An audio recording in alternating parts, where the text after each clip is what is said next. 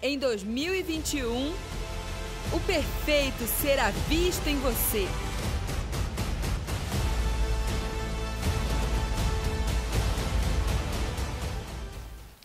Olá, vamos então agora para a palavra, naquilo que o Senhor quer ministrar ao nosso coração dentro desse tema. Foi me proposto então aqui num culto voltado para empreendedores, empresários. Nós chamamos de riqueza canalizada. Hoje o Senhor vai falar um pouco conosco a respeito de canalizar, de sermos canalizadores de riquezas. E esse é o chamado do Senhor para nós. E tem um espírito, que contrapõe essa questão de canalizarmos riqueza, que é o espírito. A Bíblia chama do único que a Bíblia chama de Deus, obviamente com minúsculo, D minúsculo, que é o Deus da riqueza, que é Mamon. E nós queremos falar um pouco, trazer luz. Nesses dias o Senhor está falando conosco sobre luz e trevas. Trevas fala de escuridão, trevas fala de algo que está oculto, trevas fala de falta de conhecimento. E quando a luz vem, a luz traz conhecimento. E hoje eu creio que o Espírito Santo vai colocar um pouco mais de luz sobre nós, a respeito desse assunto, sobre o Deus da riqueza, para que nós possamos caminhar em luz e sermos pessoas que canalizam riquezas. O que é a riqueza canalizada? Nós chamamos de riqueza canalizada aqui na casa. Nós incentivamos os irmãos dessa casa a canalizarem a riqueza. De tantas maneiras, eu posso simplesmente entregar as minhas riquezas, o meu muito é o meu pouco, dar o meu tudo, sendo generosa com os meus irmãos, com as pessoas que precisam, de qualquer maneira. Mas nós incentivamos também que a casa consuma entre si, para que os irmãos conheçam o negócio, o produto, o empreendimento, o serviço, uns dos outros, e que nós possamos priorizar uns aos outros, que eu possa saber o que na casa os meus irmãos trabalham, o que eles fazem, e assim nós canalizarmos riqueza. Mas riqueza canalizada vai muito além de nós consumirmos riqueza no meio, entre nós, irmãos, obviamente. E eu quero falar um pouco de sermos sobre isso, sobre sermos canalizadores de riqueza. Eu quero trazer luz, um pouco de luz a esse assunto.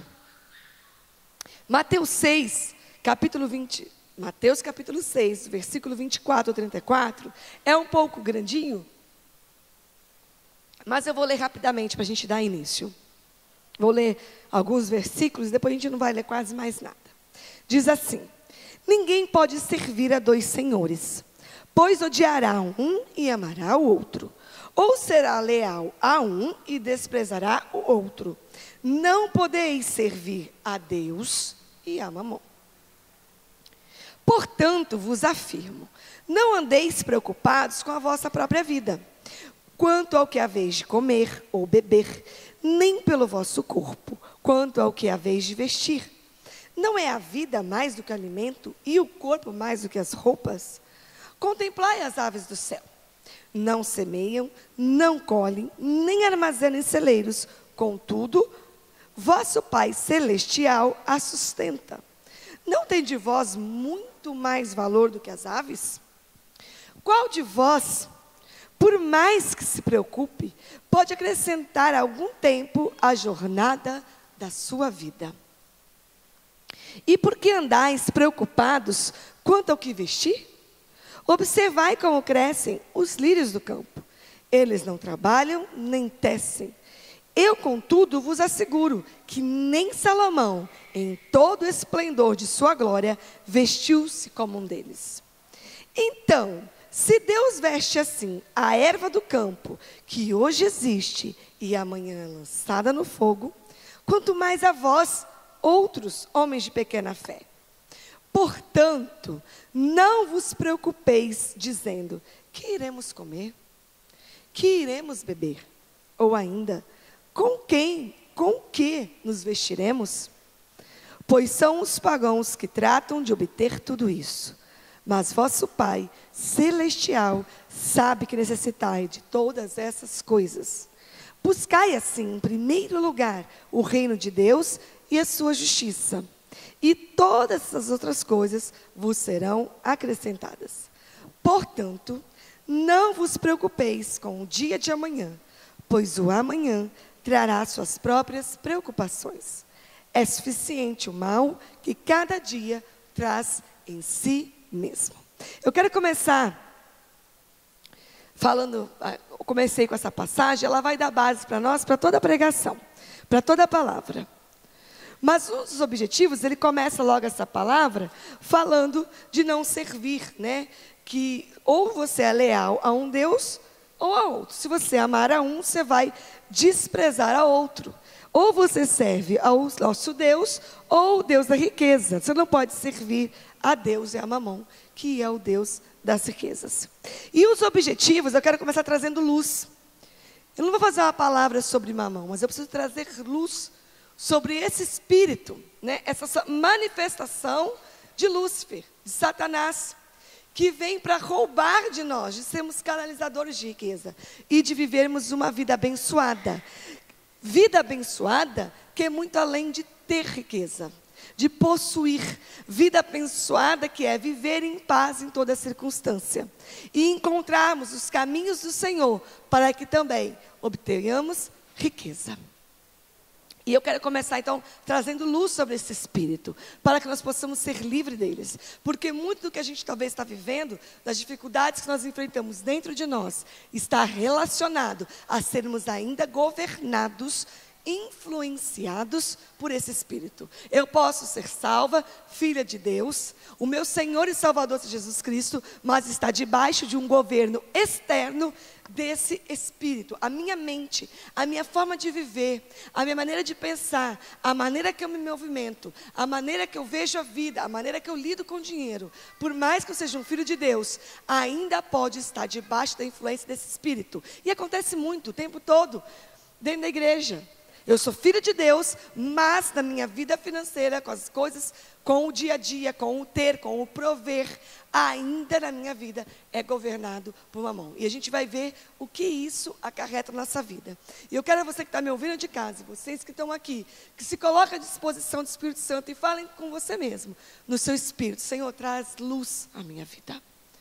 Hoje é uma noite, um dia de luz. Aonde a luz vem, nossos olhos são descortinados. E se havia uma influência que ainda governava, ou só influenciava, manipulava a minha vida, e eu hoje vou perceber que eu ainda decido, que eu ainda penso no movimento, debaixo desse governo, Senhor, fala para Deus, traz luz nessa noite, para que eu seja livre dessa influência. Um dos objetivos, vamos começar, desse espírito Mamon, é roubar a paz. Ele trabalha na ansiedade, através de gerar preocupação pelas coisas desse mundo. Não andeis ansiosos, tudo o que nós lemos nesse versículo. Não andeis ansiosos com as coisas deste mundo. Esse é o objetivo dessa potestade, desse espírito. Tirar a paz através de gerar ansiedade com as preocupações com as coisas. Né? E claro que o suprir, o prover, ter família, as contas, tudo isso é motivo de dedicação. Dedicação, compromisso, responsabilidade é diferente de preocupação e ansiedade.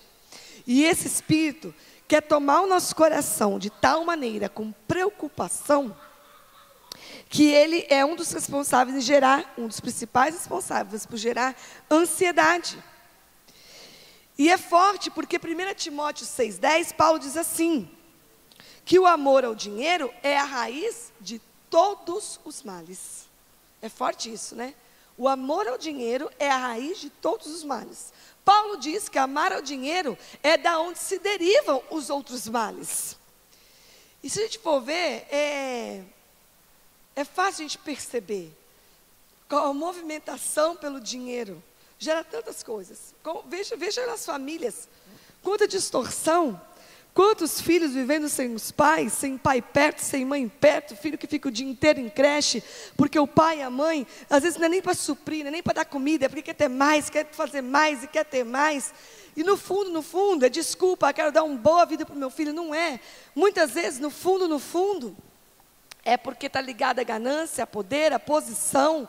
E claro que tem situações onde todo mundo tem que trabalhar e tem que deixar um pouco os filhos mas dentro de um equilíbrio, de uma sabedoria, de um discernimento de tempos, entendendo os ciclos, de começar e de parar, sem uma influência de mamão, mas sendo governado pelo Espírito, debaixo do comando da sua voz. É diferente. E está muito ligado à motivação. Quem experimenta de Deus através de uma vida de fidelidade, prova da paz que excede todo entendimento. Por isso que a Bíblia fala sobre trazer os dízimos à casa do tesouro e fazer prova de mim. Veja se eu... E aí ele começa a descrever. O que é se fazer prova de mim? Deus, estou entregando meu dízimo. Está aqui. Agora eu estou fazendo prova de você. Do Senhor. Cadê? Quero ver o que você vai fazer. Né? A gente pensa assim, vou fazer prova com Deus. Eu vou provar a Deus. Não. Esse provar vem de experimentar. Trazeis os dízimos à casa do tesouro e me prova, me experimenta. Se eu não, eu vou mostrar para vocês. E quando a gente experimenta da fidelidade de Deus, quando a gente experimenta da bondade de Deus, isso vai tirando de nós, lançando, né? A gente começa a lançar sobre Ele toda a nossa ansiedade. Por quê? Porque a gente prova de um Deus bom e fiel. É difícil a gente ter a revelação da fidelidade do Senhor quando nós não praticamos a fidelidade. Porque aí a gente não tem experiências com um Deus bom e fiel. Né? E a gente mede, a Bíblia fala sobre isso, né? Que a gente mede o outro, a gente pensa no outro, a gente julga o outro por nós mesmos. Então se eu sou uma pessoa infiel, se eu não consigo ser fiel, eu tenho dificuldade de acessar a revelação de um Deus fiel. Porque a fidelidade é algo desconhecido para mim. Quando eu faço um exercício de fé e eu me movimento em fidelidade, eu começo então a ter experiências com a fidelidade. E isso vai me revelando o caráter do Deus fiel. E à medida que eu vou tendo esses exercícios, a experiência, a fé é algo que tem que ser exercitado. À medida que eu vou exercitando a minha fé na área financeira, eu vou cada vez mais o quê? Experimentando. E à medida que eu vou me tornando experimentada, eu vou amadurecendo em conhecer um Deus fiel. E isso me tira de um lugar de preocupação e de ansiedade. E isso me leva a esse lugar da paz que excede todo entendimento. Eu não vou, hoje não é dia para isso. Temos muitas coisas para falar aqui. Mas já testemunhei aqui várias vezes, vocês conhecem, né? A história, a vida que a gente enfrenta. E pela misericórdia do Senhor, eu consigo hoje falar que eu provei desse Deus bom e fiel ao longo dos anos da minha vida. E em meio a tantas circunstâncias, turbulências e dificuldades, e tantas coisas que nós temos vivido há alguns anos, eu posso descansar pela fé. Não é nada de mim, é porque é Deus, é graça dele, não é por mim, não é Dudu, é de nós. É Deus na nossa vida nos permitiu provar da bondade dele. Nós encontramos um lugar de descanso nele, mas isso passa por nós sermos experimentados, né? A gente passa por experiências que às vezes não são simples, né? Experiências, né, custosas, mas tão poderosas, para que a gente possa sair experimentados e amadurecidos e conhecedores do caráter de fidelidade de Deus. A riqueza em si, eu estou falando aqui, né? A amor ao dinheiro é a origem de todos os males. A riqueza em si não é um mal. Riqueza não é mal. Não é mal. É um propósito de Deus na nossa vida. Que nós sejamos enriquecidos de todas as coisas. E que nós sejamos canalizadores dessas riquezas. A riqueza em si, na sua essência, ela não é um mal. Não há nada de mal com o dinheiro em si, né? Dinheiro não é errado, não é um problema. Mas, devido ao pecado que entrou na nossa vida, através da natureza adâmica, o amor a ele aprisiona uma pessoa. Não se trata de descartar riqueza, não condenar dinheiro, né? Não, eu quero ficar sempre na escassez, porque senão meu coração, você não consegue. Que o seu coração tenha riqueza e se mantenha no coração de humildade, não de soberba e de ganância, Né? Aí então tá bom, se não consegue, então vamos morrer na escassez. Não, o propósito do Senhor é que o nosso coração esteja cada vez mais, nossa natureza adâmica, sendo cada vez mais sacrificada na cruz, para que a vida do Filho seja formada em nós, de tal maneira que o nosso coração possa ser, né, ser um ambiente genuíno, um ambiente puro e um ambiente fiel, um ambiente guardado, onde o Senhor possa olhar e falar: eu posso entregar riquezas, eu posso acrescentar riquezas, porque o coração está preparado para isso. Então a riqueza não é o mal, e o dinheiro, ele assume a identidade de quem o possui. Raciocina comigo se não é verdade. Qual a identidade do dinheiro? A nota, R$100, qual a identidade? O dinheiro, ele assume a identidade de quem o possui. O dinheiro na mão de uma pessoa generosa, ele se torna o quê? Uma ferramenta de generosidade. Aquele recurso é um recurso como instrumento de generosidade, concorda?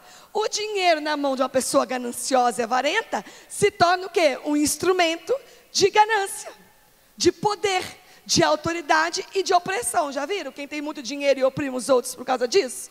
Já viram quem tem muito dinheiro e se torna legalista e acusa todo mundo por causa disso? Como que pode fulano dever? Como que pode você não ter pagado essa conta? Como que pode seu nome estar no Serasa? Porque a pessoa está numa situação favorável, nunca esteve nesse lugar e se torna um acusador, um crítico. Então o dinheiro na vida dele tem essa identidade de tornar um acusador, legalista, crítico, opressor. Vocês já viram? Quando eu fiz MBA em finanças. E teve a primeira aula, o primeiro professor, ele marcou muito, porque ele deu um exemplo que foi tão simples, mas tão claro. Ele falou assim, sabe, ele contou, eu não tenho como eu contar tudo, que fica muito longo, eu vou resumir. Ele fez todo aquele cenário. Ele falou assim, né, o cara muito rico, casado, que tem uma filha, a princesa, criada, né, com tudo, filha de alguém muito rico. Aí, de repente, ela resolve casar, e casa com alguém não na mesma condição financeira. E aí a princesinha do papai, a patricinha, que casou com mais ou menos lá, né, quer continuar tendo o mesmo padrão. Só que o maridão não dá conta de dar, então ela vai bater na onde? Papai, eu quero a bolsa, papai, eu quero viajar, papai, eu quero isso. E o papai começa, então, a manter o padrão da filha. Só que aí ele começa a entregar dinheiro, ele começa a fazer o quê? Se sentir numa posição de autoridade sobre o lar da filha dele. É assim. Quem tem dinheiro e quem, em vez de ser um abençoador generoso, quer entregar dinheiro, desde que eu possa, então, mandar em você. Porque eu ajudo a sustentar a sua casa, porque eu te dou recursos, porque você mora comigo, porque seja lá o quê, então eu acho que eu posso mandar na sua vida. E ele deu esse exemplo bom para falar das nações. Por que os Estados Unidos têm autoridade e governa tanto o mundo? Porque tem muitos países que devem para os Estados Unidos. Então ele tem autoridade e governo, ele está falando sobre isso. Então o dinheiro assume a identidade de quem o possui. E muitos se tornam opressores, legalistas e tantas coisas, gananciosos porque tem dinheiro. Mas o Senhor quer entregar recursos a nós, para que esse dinheiro que vem na nossa mão assuma uma identidade do reino de Deus. Dinheiro que tem identidade de generosidade. Dinheiro que tem identidade de bênção. Sabe, o nome, dá destino. Recursos que vêm à nossa mão, que podem ser chamados, que podem ser designados, que podem ser vistos para ser o suprir na vida do outro, que pode ser a bênção na vida do outro, que pode ser a resposta da vida do outro.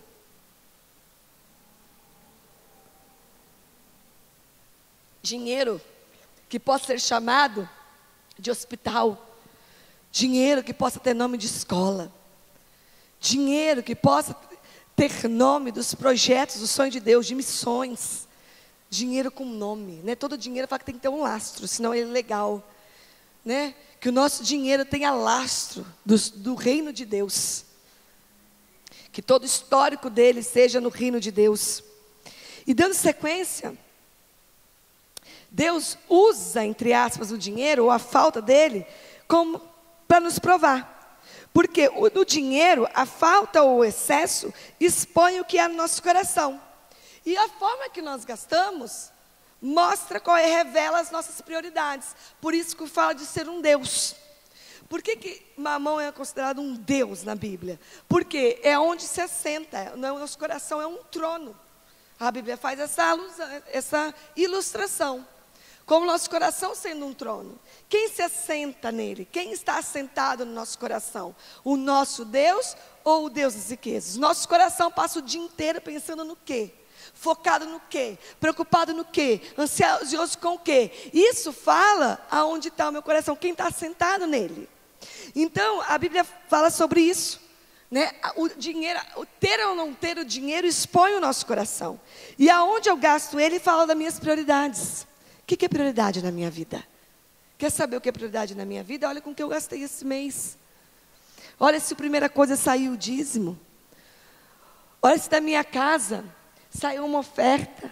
Olha se da minha casa saiu 1 quilo de arroz para alguém. Daí você vai saber quais são as minhas prioridades e aonde está o meu coração. E a palavra nos ensina isso, a depositarmos toda a nossa confiança no Senhor. Toda a nossa confiança. E ele cita o texto que nós lemos, que não adianta em nada as nossas preocupações. E é uma verdade, né? Às vezes é difícil não se preocupar.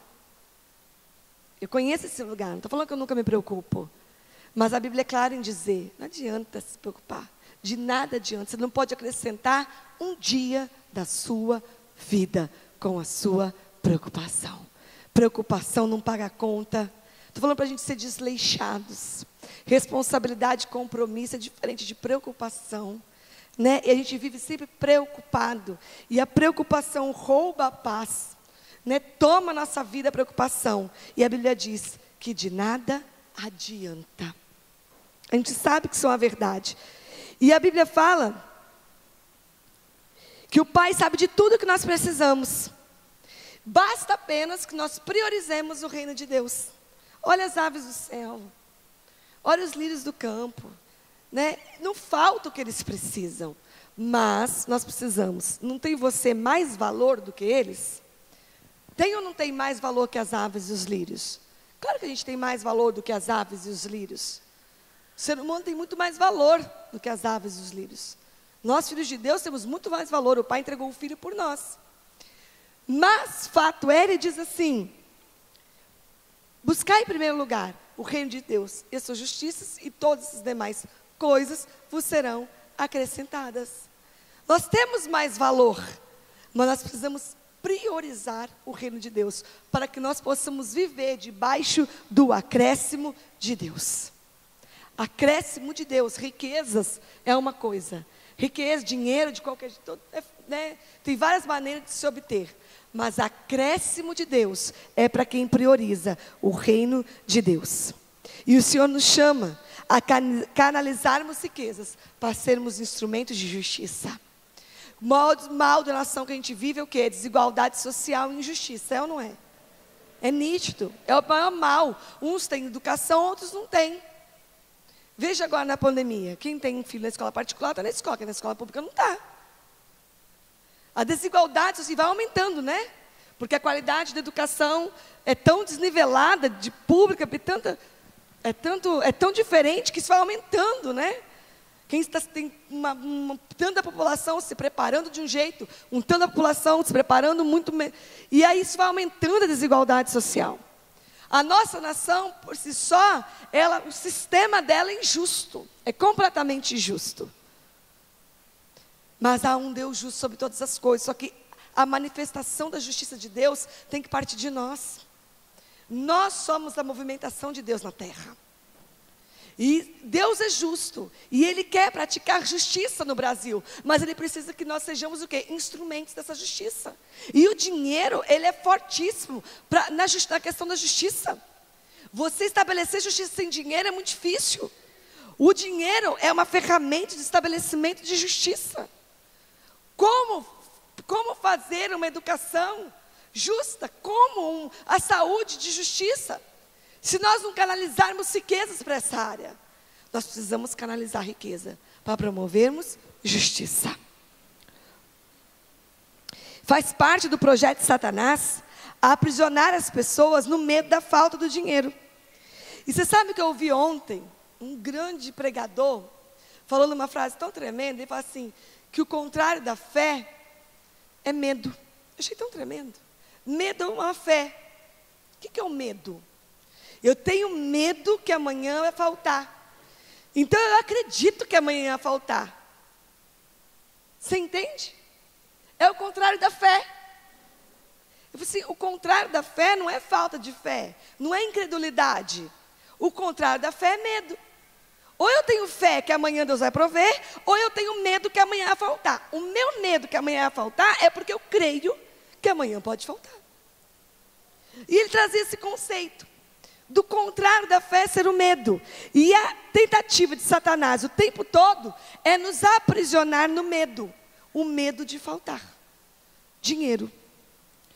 Ou na ambição de obter recursos para ter poder. E eu vou falar sobre isso. Porque no final das contas, o que Mamon quer é poder. O dinheiro é um instrumento de poder. A guerra é por governo na terra. A guerra é por autoridade sobre a terra. Por isso que há uma guerra de Mamon pelas riquezas. Porque ele quer governo. Porque onde tem recurso tem autoridade. Aonde tem recurso tem governo. Então qual que é a guerra? Por que a guerra é aprisionar os filhos de Deus? Porque os filhos de Deus podem praticar justiça. Então a guerra é por poder. Por que as pessoas querem ter muito dinheiro? Porque elas querem ter, na verdade, status, posição de poder e autoridade. Não é só dinheiro por dinheiro, não é só dinheiro para ter coisas. Chega uma hora que já tem tudo, não faz mais diferença. O que as pessoas querem é ter poder.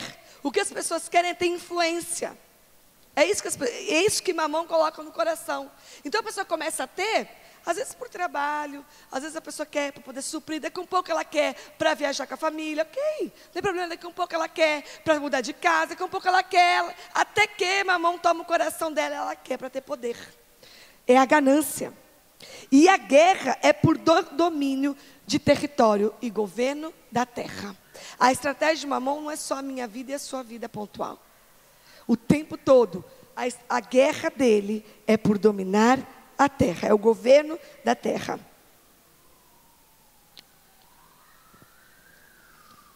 Tem versículos na Bíblia, eu não vou ler todos, só vou ler um, que descreve bem, está lá em Ezequiel 28, só vou ler um trechinho, que descreve bem como que eu vou dizer, os intentos de Satanás contra o projeto de Deus com a humanidade. Todo Ezequiel 28, 12 ao 19, descreve Satanás. É o profeta Ezequiel descrevendo Lúcifer. Ele começa falando, filho do homem, levanta uma lamentação sobre o rei de Tiro. Aí ele fala, assim diz o Senhor, tu eras o seu da medida, cheio de sabedoria. Ele começa a descrever. Aí ele fala, seu coração se encheu. Ele descreve Lúcifer, profetizando. E aí ele conta assim, lá no meio da história ele conta assim, na multiplicação do teu comércio, encheram o teu interior de violência, e pecaste, por isso te lancei, Deus falando, profanado do monte de Deus, e te fiz perecer, ó querubim cobridor, do meio das pedras afogueadas. Então o profeta tomado por Deus aí, ele deu um conhecimento do que já havia acontecido e não havia sido visto. O que havia acontecido no passado. E está falando aqui, o próprio Deus falando, na multiplicação do teu comércio, encheu o seu interior de violência. E ele continua assim, pela multidão das tuas iniquidades, pela injustiça do teu comércio, profanaste o santuário. E aí ele continua falando. Então ele fala de Mamon, de Lúcifer, como um espírito, como um demônio, que na multiplicação do comércio profana o seu coração. Ele fala que na multiplicação do comércio enche o teu interior até de violência. E pela injustiça do teu comércio, multiplica a iniquidade na sua vida. Então é claro aqui o intento de Satanás, porque essa é a sua natureza. Já é a natureza dele. Na multiplicação do seu comércio, ou seja, nas suas movimentações com riquezas, ser iníquo, a partir disso se transformar em iníquo.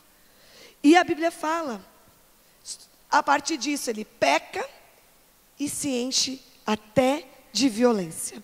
Então a gente vê aqui nesse texto profético que Lúcifer é descrito em uma posição de quem controla riquezas. Ele é um controlador de riquezas. E isso segue sendo até hoje. O intento dele o tempo todo é controlar riquezas. E ele controla os homens por meio da ganância e do comércio iníquo. Lúcifer quer controlar riquezas para controlar pessoas. Porque se o seu coração está cheio da preocupação das riquezas, ele começa o quê? Exercer domínio sobre a sua vida. Né? Nós falamos muito sobre isso. Aquilo que eu admiro, aonde eu coloco meu coração, aquilo começa a me dominar. Tudo que eu não venço me domina. Então, se eu não venço o amor ao dinheiro, mesmo sendo uma filha de Deus hoje, aquilo vai gradativamente me dominando. Até que eu mesmo, sendo filha de Deus, estando na igreja, eu sou completamente dominada por esse espírito. Eu começo a negociar com ele. Eu começo a entregar meu coração. Aí ele vai tomando minha mente. Quando eu vejo, eu passei o meu dia inteiro pensando nisso. Em dinheiro, em trabalho, em riqueza, em pagar, em conta. E ele dominou a minha vida. Ele quer nos escravizar. Por quê? Como que controla território? Controlando pessoas. Controlando pessoas. E essa é a guerra dele. Controlar o nosso coração, dominar o nosso coração, para governar a nossa vida, para governar sobre toda a terra.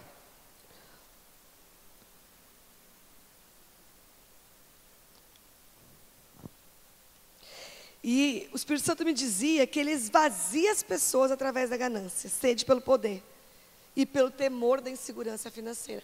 Ele vai nos esvaziando. É como se, não é que Cristo não nos deixe, Ele é um conosco. Mas a gente vai sendo tão tomado por isso que há um esvaziamento do propósito, há um esvaziamento da paz, há um esvaziamento da alegria, há um esvaziamento da plenitude, há um esvaziamento do desfrutar da vida, da família, dos filhos, da profissão, dos ciclos.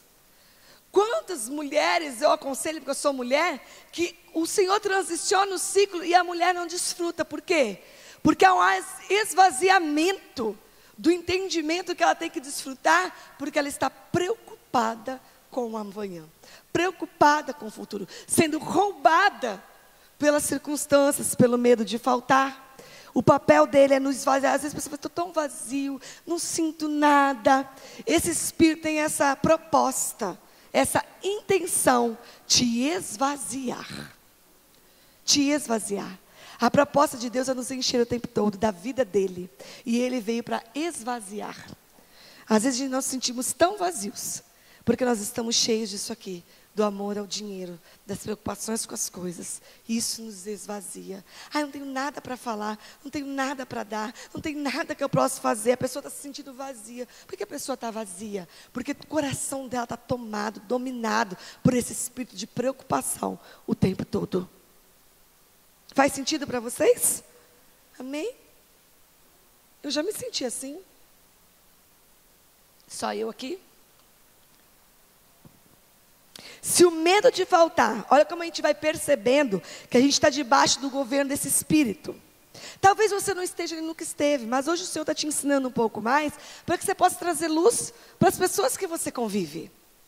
Talvez Deus não está falando da sua vida.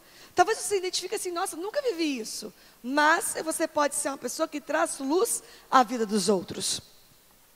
Sabe como a gente começa a perceber que esse espírito nos domina? Quer ver um indicador? Se o medo de faltar me faz ser infiel. Se eu não entrego o meu dízimo com medo de faltar, é um indicador de quem está governando o meu coração. Não é? Não é óbvio? Né?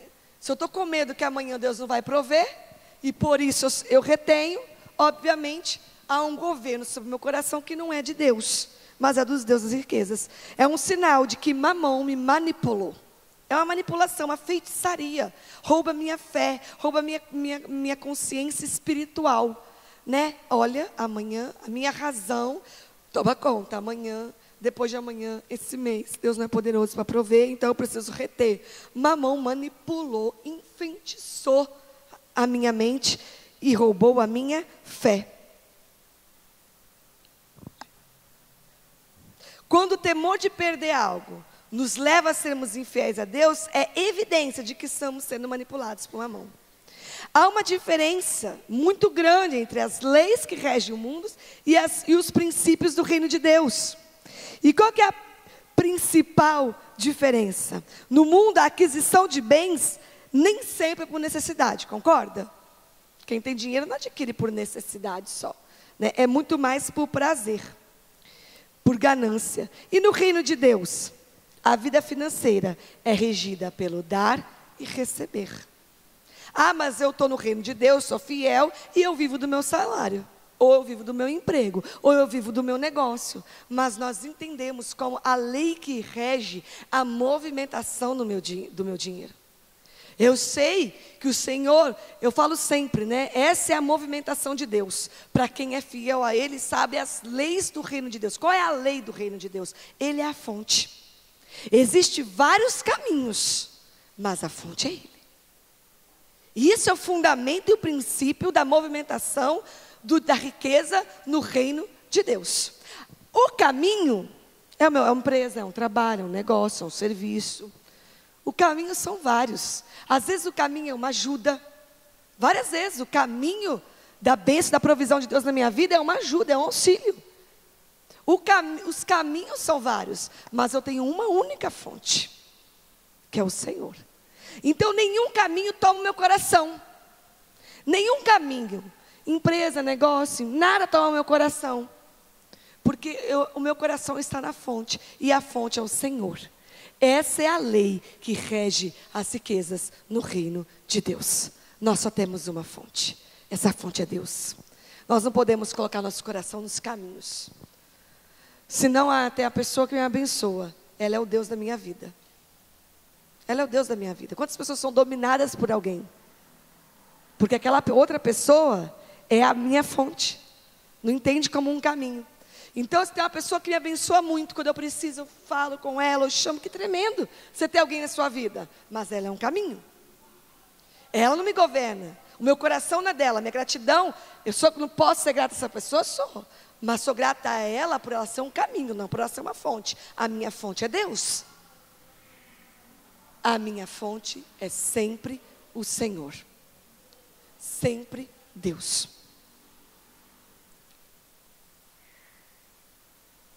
Com isso, nada rouba o lugar de Deus no meu coração.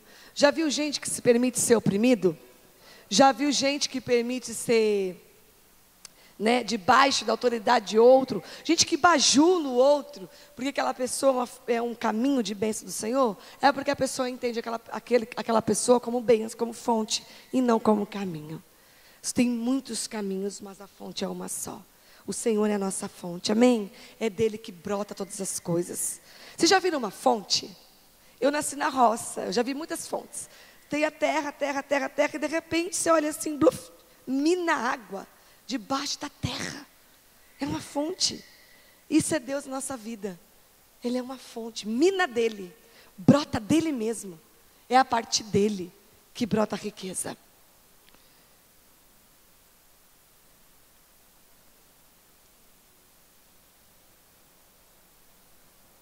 E essa lei que rege o sistema financeiro do reino de Deus, que é o dar e o receber, eu quero falar um pouco a respeito disso, da generosidade. Porque a generosidade, a Bíblia fala, né, quem tiver uma túnica, né, dê 2 túnicas, dê uma túnica, enfim, reparte com o que não tem.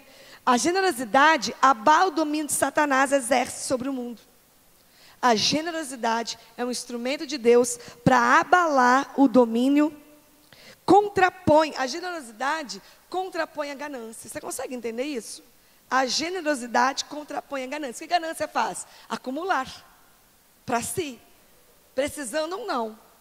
A ganância faz eu acumular para si. E a generosidade me faz ser o quê? Uma fonte canalizadora. Eu não sou uma represa, eu canalizo. Né? Canalizar é diferente de represar. Nós somos canalizadores de riqueza. Então a generosidade, ela contrapõe a ganância. Então, são 2 reinos que se contrapõem. Como dominar o reino desse mundo? Contrapondo ele. Como se contrapõe ele? A generosidade é uma das principais ferramentas na área financeira. O ganancioso ama o dinheiro. O generoso não. O generoso ama o Senhor. E ele canaliza, ele transborda dessa generosidade. E é tremendo porque um dos significados da palavra generosidade é ao contrário de egoísta. Não é tremendo? Generosidade é o contrário de egoísmo. Do ser generoso é o contrário de é o antônimo de egoísmo. E eu quero aqui rapidamente, em 1 minuto, para não tomar tempo nessa parte, 1 minuto, 2 minutos. Eu quero falar um pouco sobre generosidade, porque a gente confunde com solidariedade. E nós somos chamados a sermos generosos e não solidários. Poxa, pastora, mas não sou chamada a ser solidária, eu vou te ensinar por quê. Generosidade faz parte da natureza de Cristo. A consciência solidária e legalista, ela rouba a generosidade. Parece estranho, né? Porque a solidariedade, ela pode partir de uma motivação equivocada. A generosidade não. A generosidade só nasce a partir de Cristo. Então, o que é? Solidariedade, vou falar primeiro de generosidade. Ela só nasce a partir da natureza de Cristo. Só nasce a partir daquele que nasceu de novo. Então acompanha comigo, para a gente ser rápido. O generoso dá em qualquer situação. Tenho muito, tenho pouco, eu reparto. Se eu tenho uma túnica, eu reparto com outro. Isso é generoso. Ele dá pensando no outro e não em si. Peraí, pastora, toda vez que eu dou, eu estou pensando no outro? Nem sempre. Eu posso dar pensando em mim mesmo? Posso, eu vou explicar. O generoso, então, não se trata da ação. Eu tenho algo que você precisa. Eu tenho algo que a Fê precisa. Fernanda está aqui na minha frente. Né? Eu dou isso que ela precisa. Qual a diferença? Eu fui generosa ou solidária? A motivação. A partir de que natureza eu doei aquilo que ela precisa? De Cristo ou da minha natureza adâmica? Como que eu posso dar algo que ela precisa a partir de Adão? Pensando em mim mesma. Mas se você deu, como você está pensando em mim mesmo? Sim. Eu posso dar algo para a Fernanda por interesse pessoal. Eu quero que ela fique me devendo um favor. Entende? É possível ou não é possível? Quantas pessoas ajudam? Você agora vai ficar me devendo. Muitos negócios é muito assim, né? Eu te faço um favor, porque agora você me deve um. Lá na frente, né? É o ganha-ganha que se chama. Tem uma palavra que não é ruim, mas essa palavra está tão ruim hoje no mundo dos negócios, que é o network, né? É a rede de relacionamentos. Então, eu me relaciono, porque por interesse. Né? Rede de relacionamentos por interesse é terrível. Conexões, Deus faz sim.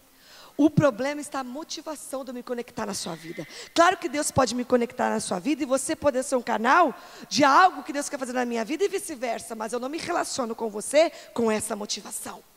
O network dos mundos dos negócios, eu só me relaciono por motivação. Eu te conheci no jantar, eu te conheci numa reunião. Eu olho para você e você pode ser uma oportunidade para o meu negócio. Um se torna oportunidade na vida do outro, tão somente, nada mais. Isso é terrível. Isso é terrível. Você pode sim ser uma oportunidade na minha vida e vice-versa. Um canal para Deus fazer um negócio, me abençoar. Mas quando eu me relaciono com você, eu não te vejo dessa maneira. Eu te vejo como uma pessoa. Do qual eu posso servir, do qual eu posso amar. A minha motivação. Então, a natureza pela qual você se movimenta dita a sua motivação.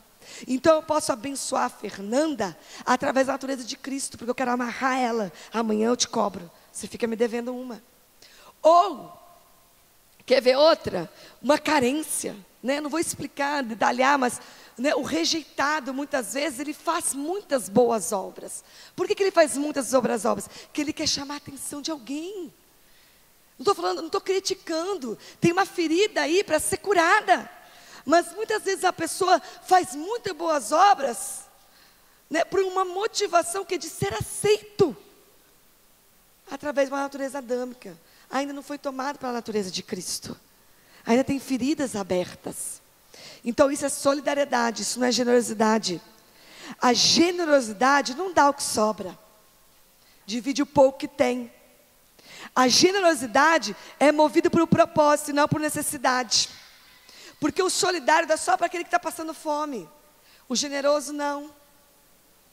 né? A pessoa que é movida pelo Espírito, o generoso se move pelo Espírito. Deus pode me levar pelo Espírito, ofertar na vida de alguém que não está precisando. Você entende?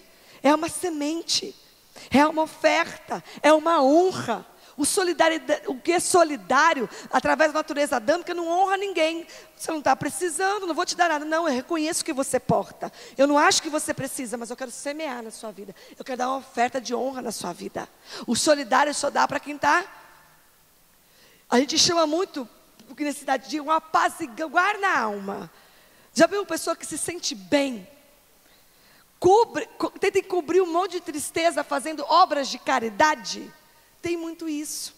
Se sentem mais perto de Deus. Já viram isso? Eu já convivi muito com isso no meu passado religioso, da onde eu vim historicamente na minha vida religiosa. Convivi muito com isso. Muitas pessoas que fazem o quê? Caridade.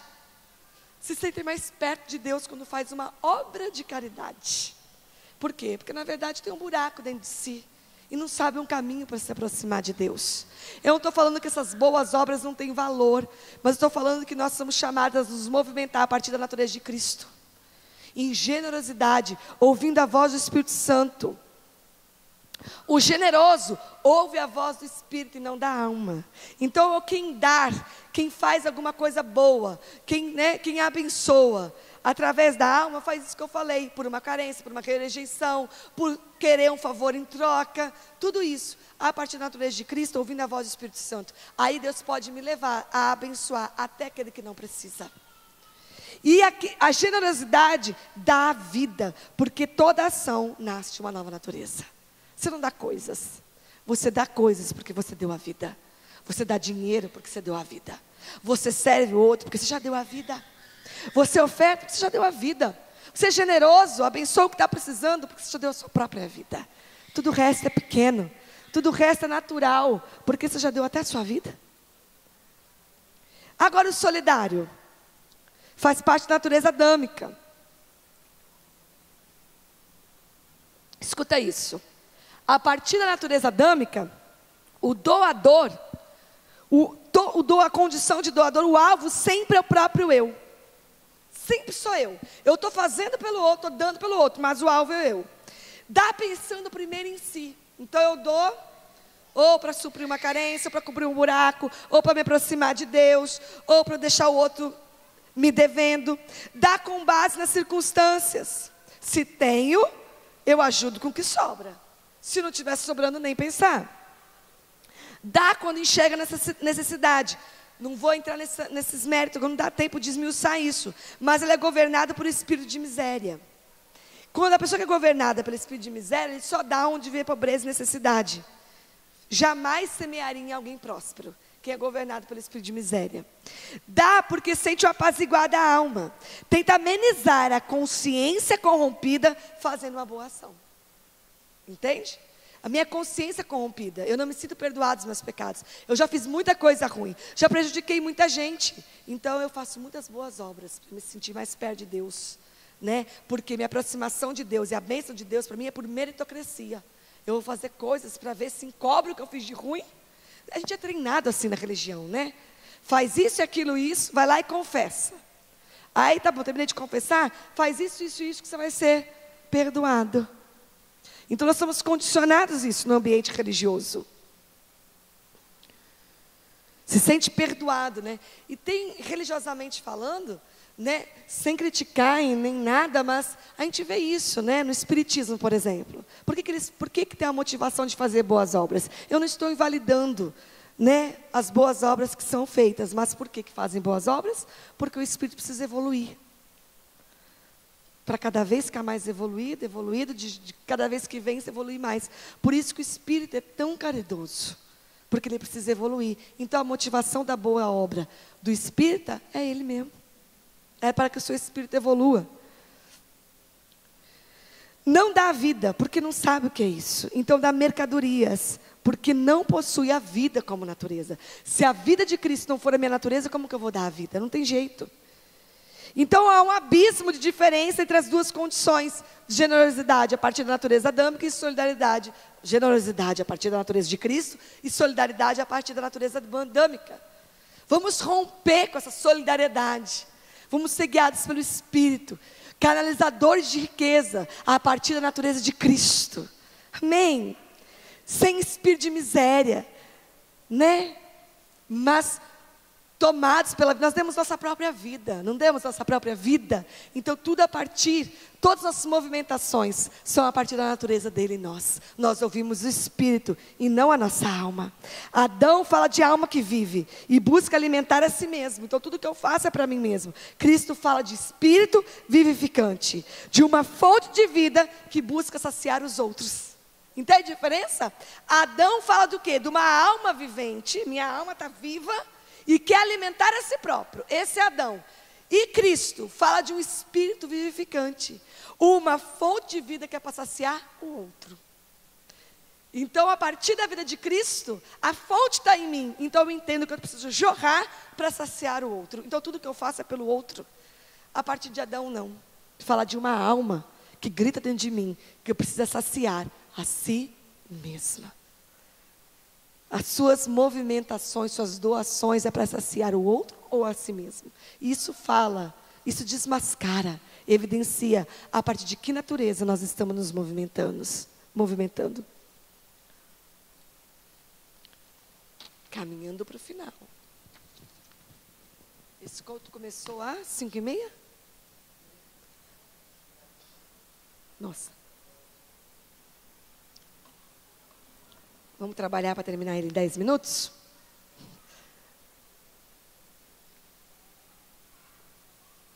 Sete, 5, 10 minutos? A gente continua? A gente consegue? Amém. Vocês são muito educados, né? A solidariedade através de Adão, a partir de Adão, é sempre por interesse pessoal.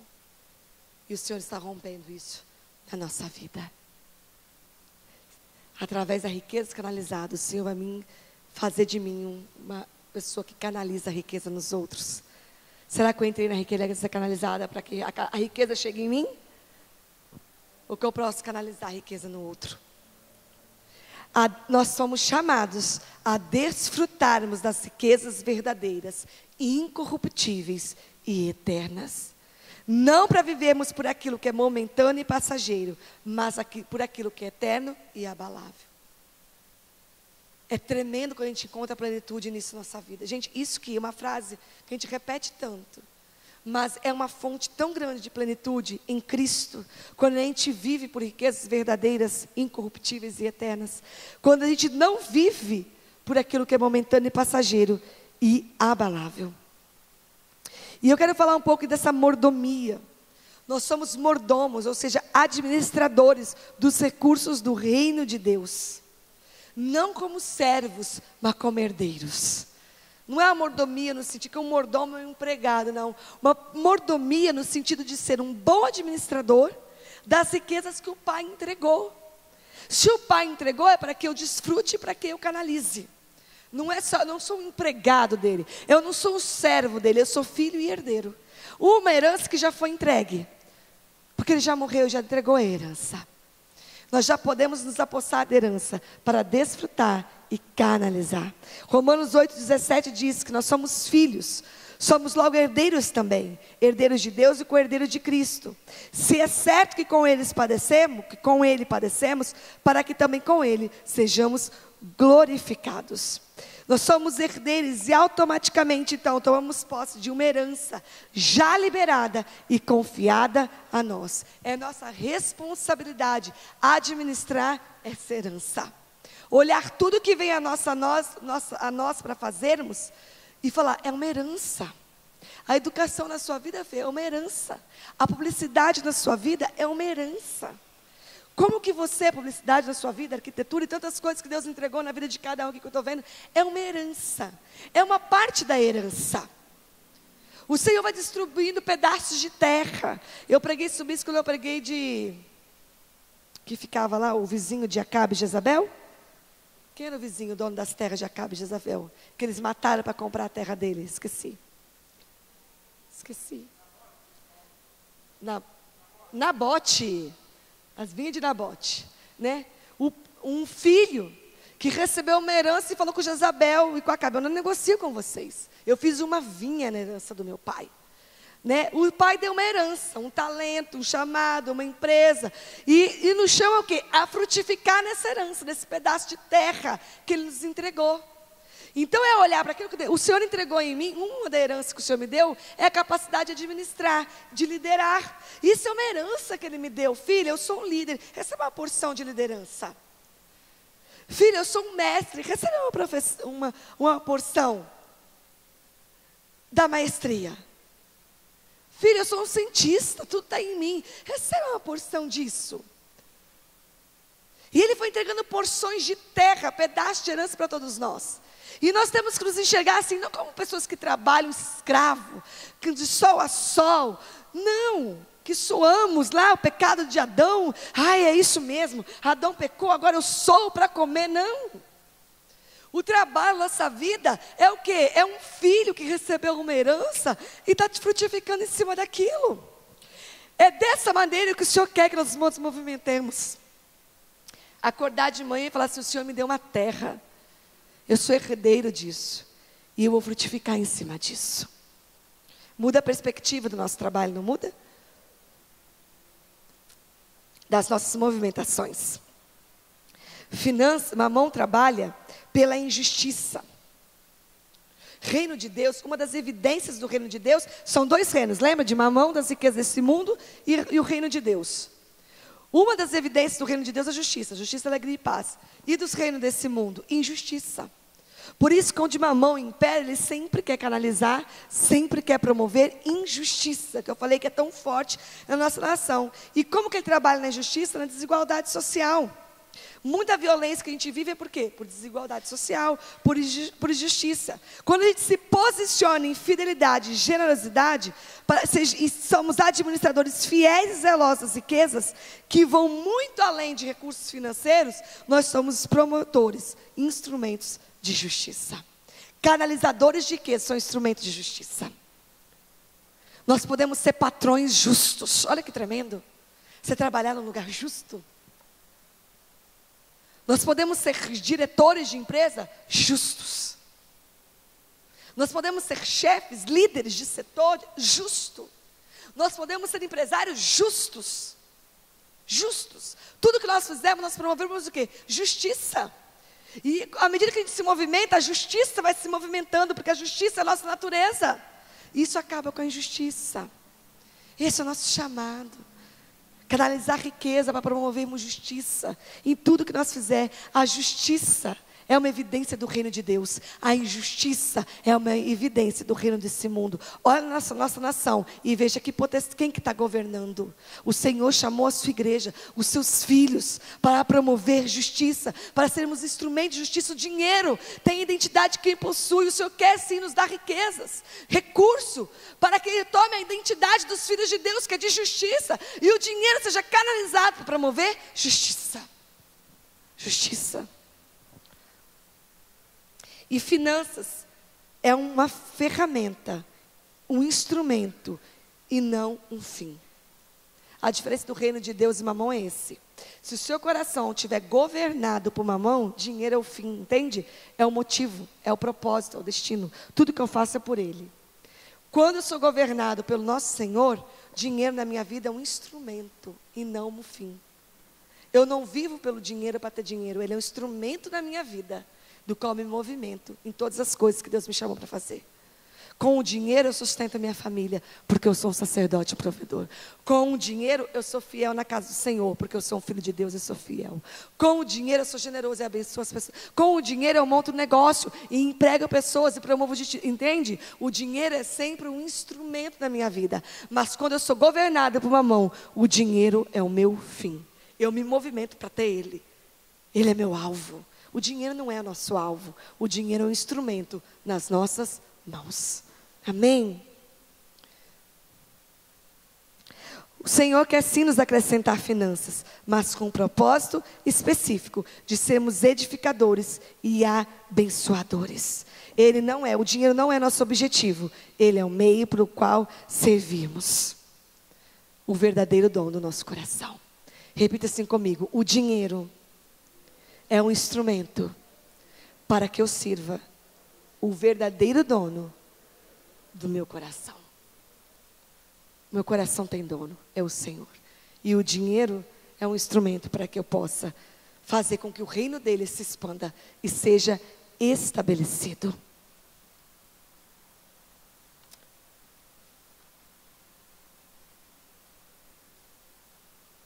O pai quer confiar as riquezas verdadeiras e procura filhos fiéis, que possam ser em tudo enriquecidos, e que através disso, justiça, paz e alegria sejam estabelecidos na terra. Sabe como que se movimenta o reino de Deus?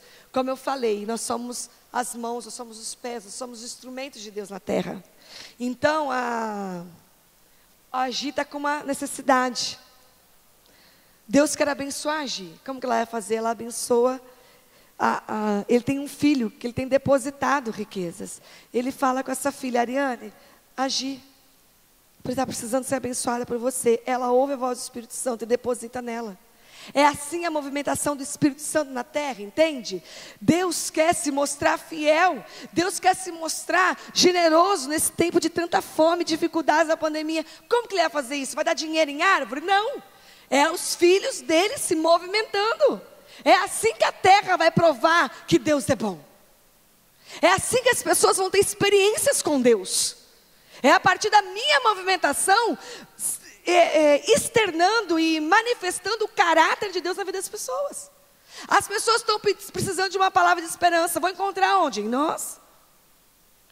Um anjo pode aparecer na casa da pessoa? Pode acontecer. Anjo existe.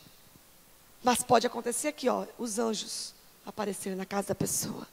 A pessoa lá está clamando do jeito dela, orando, rezando, fazendo o que for, para ter comida para dar para os seus filhos. Não sabe nem como pedir, nem como falar. Ela nem crê direito que Deus existe. Mas aí alguém escuta. Bate naquela casa, entrega uma cesta básica. Opa! Uma voz me ouviu. Alguém me ouviu. Há um Deus que está ouvindo o meu clamor. Há um Deus que enxerga a minha necessidade. Nós somos a movimentação de Deus na terra. Deus se movimenta através da nossa vida. As pessoas estão clamando para ver a bondade desse Deus. Isso as pessoas vão encontrar se nós nos movimentarmos. Esses dias atrás, eu preguei sobre o rei Josafá, completamente dominado por Mamon, extremamente abençoado e rico, mas que a Bíblia diz que no final do seu reinado foi tomado por ganância. E fez um pacto, uma aliança comercial com um rei cheio de iniquidade, para construir navios para chegar em Tarsis e fazer um grande comércio. E foi reprovado por Deus. E diz a palavra que todos os seus navios naufragaram. Deus naufragou, literalmente interrompeu os seus projetos. E ele entregou uma aliança, entregou uma herança para os seus filhos. Ensinou uma cultura para os seus filhos de se aliançar de maneira errada. E todo o reinado do seu herdeiro, do seu filho, naufragou também. Foi extremamente mal sucedido, porque ele se aliançava com pessoas erradas. Quantas alianças nós fazemos com Mamon o tempo todo e entregamos essa cultura para a próxima geração. Nós temos que entregar para a próxima geração uma cultura de ser fiel a Deus e mostrar para eles que vale a pena, porque Deus vai nos dar experiência. Quantas pessoas que a gente conversa extremamente ansiosas, preocupadas com dinheiro, você vai conversar com a pessoa, você descobre que recebeu aquilo do seu pai e da sua mãe, que recebeu aquilo dos avós, de geração em geração, Mamon governando, e às vezes até cristão, mas Mamon governando as mentes, as movimentações, com uma cultura de temor, de amor ao dinheiro, de avareza, de ganância, que vai ser transmitido de geração em geração. E você vê de geração em geração um naufrágio de um projeto de Deus, porque vive ansioso, preocupado, temeroso, doente, dominado por riquezas. Nós somos chamados a entregar uma herança de liberdade aos nossos filhos. O amor ao dinheiro aprisiona e escraviza. A verdade nos liberta. E a verdade é que o Pai é nosso, nos entregou uma herança e nos chamou para desfrutar dela. A paz que excede todo entendimento.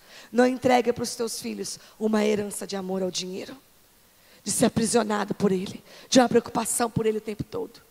Entregue aos seus filhos uma herança de ter o dinheiro como instrumento no reino de Deus.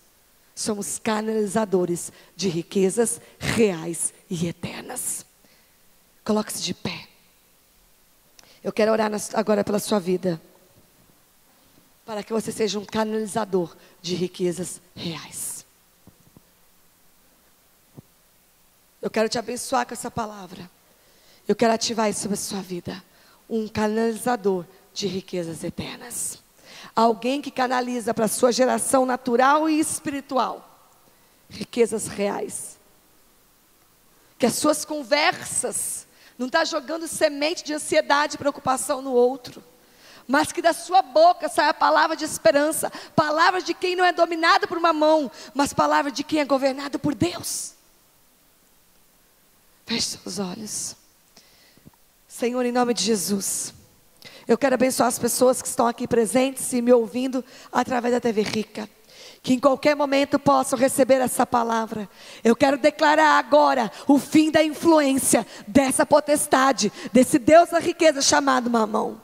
Que o governo, que a manipulação, que a influência desse demônio seja rompida agora sobre a sua vida, sobre a sua mente, sobre a sua alma, em nome de Jesus. Eu quero nessa hora romper com esse ciclo na sua vida e com esse domínio, sua mente sai debaixo da influência dessa potestade. E a luz que veio para dissipar as trevas, vem agora, em nome de Jesus, vem agora trazendo essa luz e venha dissipando as trevas. Através da palavra, a verdade, nós começamos a ser libertos. Eu declaro que você começa a ser liberto. Que aquele conhecimento que não havia até hoje sido revelado, hoje foi trazido luz. E onde a luz entra, as trevas têm que sair. As trevas são dissipadas. Essa área na sua vida não está mais nas trevas, mas está na luz. E aonde a luz, o Senhor governa. Satanás só pode governar onde há as trevas. Essa área da sua vida, a área financeira, o seu coração, saem debaixo de qualquer influência externa de Mamão e entram debaixo do governo soberano de Deus. Eu quero abençoar a sua vida e declarar que você é um canalizador de riquezas reais e eternas. E o dinheiro na sua vida não é um fim, é um instrumento de promoção, de justiça, alegria e paz sobre a terra. Você é um homem, uma mulher chamado a estabelecer o reino de Deus sobre a face da terra. Que o Senhor possa acrescentar, que o Senhor possa achar na sua vida um coração aonde Ele possa depositar riquezas, recursos, dinheiro, porque Ele encontrou uma pessoa generosa que vai ouvir a sua voz e canalizar das suas riquezas. Eu declaro sobre a sua vida essa palavra, um canalizador de riquezas reais e verdadeiras, em nome de Jesus, amém. Amém? Vocês recebem? Que o Senhor possa seguir trazendo luz à sua vida e que encontre em nós um coração que possa receber riquezas. Riquezas são bênção. O Senhor quer se nos enriquecer de todas essas coisas, mas primeiro nós precisamos enriquecer da vida do Filho em nós, da vida do seu Filho em nós. Em 2021, o perfeito será visto em você.